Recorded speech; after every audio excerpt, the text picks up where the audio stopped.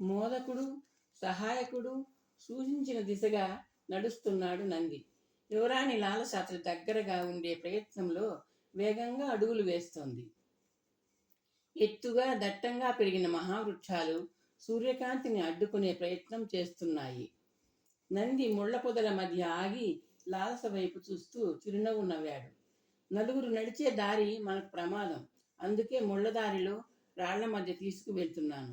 కళింగ రాజ్య పరిధి దాటేదాకా మనం మనిషి కంట పడకూడదు.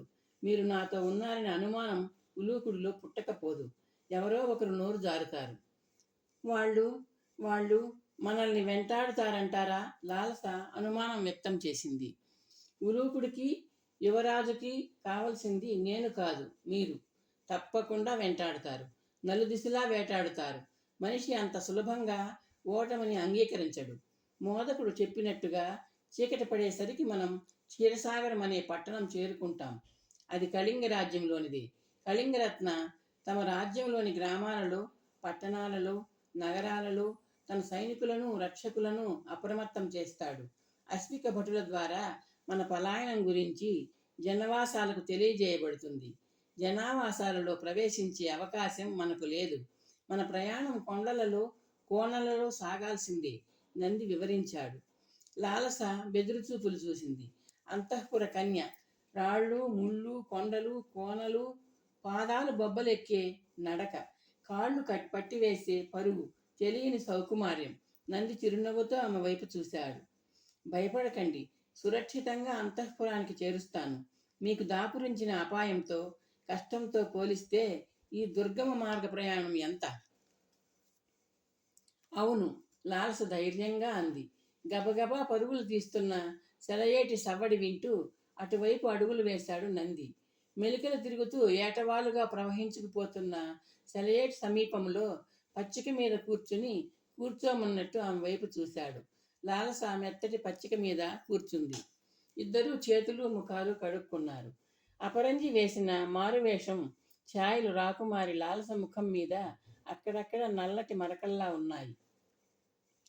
కుడివైపు నుండి లీలగా వినవస్తున్న ప్రవాహం శబ్దాన్ని చెవులు రిక్కిస్తూ విన్నాడు నంది. కింద ఎక్కడో ఏదో నది ప్రవహిస్తోంది.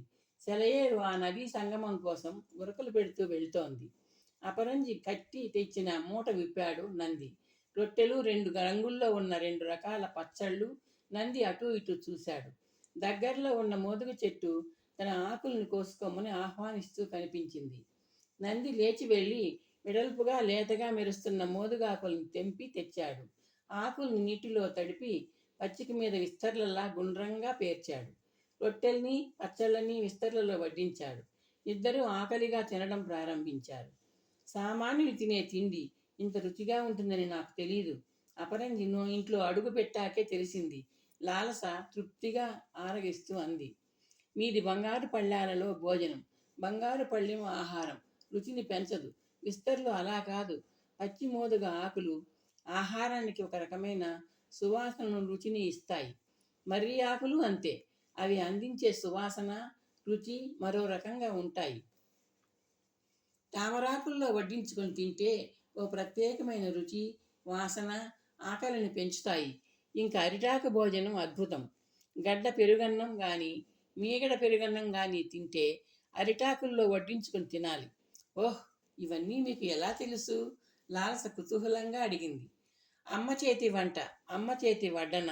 ఏ పదార్థం ఏ ఆకులో తినాలో అమ్మకు బాగా తెలుసు.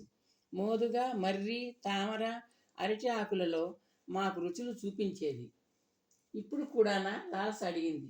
నంది తల అడ్డంగా ఊపాడు. అమ్మ లేదు, స్వర్గానికి వెళ్ళిపోయింది. లాలస సానుభూతితో చూస్తూ నిట్టూర్పు విడిచింది. ఇద్దరూ భోజనం ముగించి చేతులు కడుక్కున్నారు. నంది రొట్టెలు, బట్టలు ఉన్న మూటను బిగుస్తున్నాడు. లాలస తటాలున అతని చేతిని పట్టుకుంది. ఆమె చేతి స్పర్శ చల్లగా ఉంది.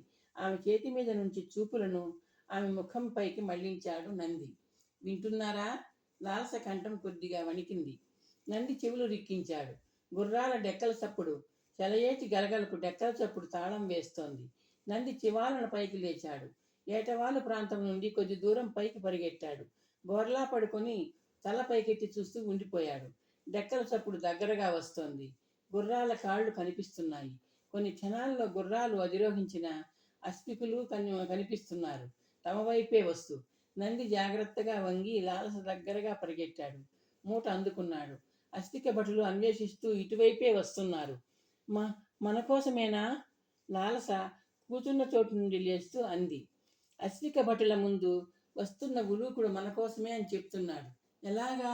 లాలస కంఠం వణికింది. సమాధానంగా నంది ఆమె చేతిని పట్టుకున్నాడు. వేరే దారిలో వెళ్ళాలి. వేరే దారి ఎక్కడా? కనిపిస్తోందా? వినిపిస్తోంది అంటూ నంది లాలసను లాగుతూ ఏటవాలుగా ఉన్న ప్రదేశంలో దారి కలుపుతూ వెళ్తున్న సెలయేటి పక్కగా పరుగు ప్రారంభించాడు. లాలస రాళ్ళని ముళ్ళని లెక్క చేయకుండా పరుగెడుతోంది. భయం ఆమెను వెన్నంటి తరుముతోంది. 100 గజాల దూరంలో వేగంగా ప్రవహించుకుపోతున్న నది కింది లోయలోంచి కనిపిస్తోంది. నంది పరుగుల వేగం పెరిగింది. తూలుతూ సర్దుకుంటూ పరుగు తీస్తోంది లాలస. గుర్రాల డెక్కల చప్పుడు నదీ ప్రవాహ శబ్దంతో కలిసి వినిపిస్తోంది. నంది ప్రవాహం దగ్గర ఆగాడు. ఒకసారి తలెత్తి పైకి చూశాడు. అశ్వికులు కనిపించలేదు. రాకుమారి, మీకు ఈత వచ్చా? నంది ఆమె చేతిని వదులుతూ ప్రశ్నించాడు. లాలస భయంగా చూసింది. ఉద్యానవనం ఈత కొలంలో ఈదడం వచ్చు, నదిలో ఈదలేను. నాకు భయంగా ఉంది.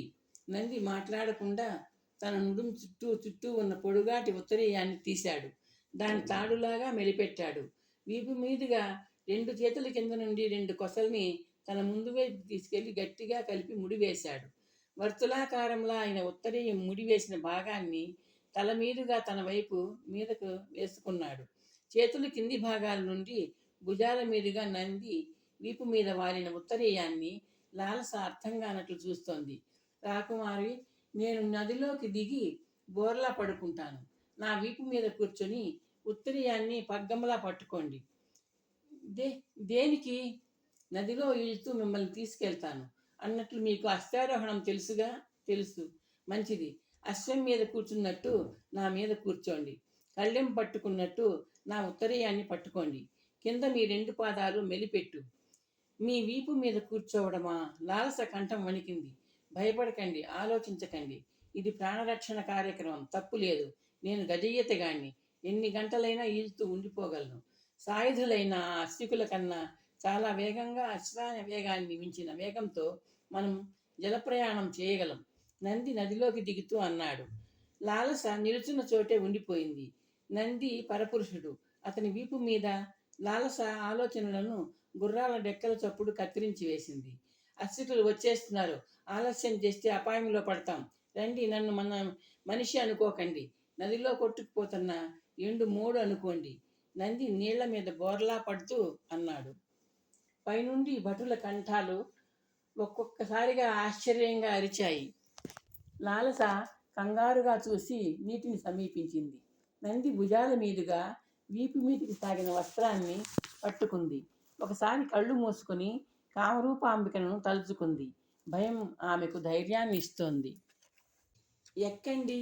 భయం వేస్తే కళ్ళు మూసుకోండి, నంది హెచ్చరించాడు. లాలస గట్టు వైపు వాలుగా చూసింది. భటులు గుర్రాలు దిగుతున్నారు. ఉలూకుడు అరుస్తూ వాళ్ళని హెచ్చరిస్తున్నాడు. లాలస కుడి చేత్తో నంది వీపును స్పృశించి కళ్ళకు అద్దుకుంది. పావుడును సర్దుకొని అతని వీపు మీదుగా కుడికాలుని పోనిచ్చింది. క్షణంలో లాలస తన వీపు మీద కూర్చుందని గ్రహించాడు నంది. అతని చేతులు ఒక్కసారిగా గజబలంతో కదిలాయి. నది ప్రవహిస్తున్న దిశగా అతని శరీరం దూసుకెళ్ళింది. ప్రవాహం ఉధృతమైన వేగంతో నందిని ముందుకు తీసుకువెళ్తోంది. లాలస కాళ్ళు అతని పార్శ్వ భాగాలను గట్టిగా చుట్టుకున్నాయి. ఆ గుర్రం కళ్ళెంలాగా ఉత్తరీయం అతని భుజాల మీద బిగుసుకుంది. రాకుమారి, భయం లేదు. ఎలాంటి స్థితిలో కూడా నా శరీరాన్ని వదలకండి. మీరు ప్రయాణం చేస్తోంది మనిషి మీద అని మర్చిపోండి. మీరు చేస్తోంది బల్లకట్టు ప్రయాణం అనుకోండి, నంది ధైర్యం చెప్తూ అన్నాడు. అలాగే, లాలస సన్నటి కంఠంతో అంది. నంది కొద్దిగా పక్కకు తిరిగి తన శరీరాన్ని నది మధ్య భాగం వైపు పోనిస్తున్నాడు. గట్టు సమీపంలో నది నెమ్మదిగా కదులుతోంది. మధ్య భాగంలో వేగంగా వెళ్తోంది. తమ జలయానం వీలైనంత వేగంగా సాగాలి. సమీపంలో నీటిలో దొర్లుతూ ఏవో సర్రు సరున చప్పుళ్ళు చేశాయి. నంది వాలుగా చూశాడు. భటులు విసురుతున్న ఈటెలు.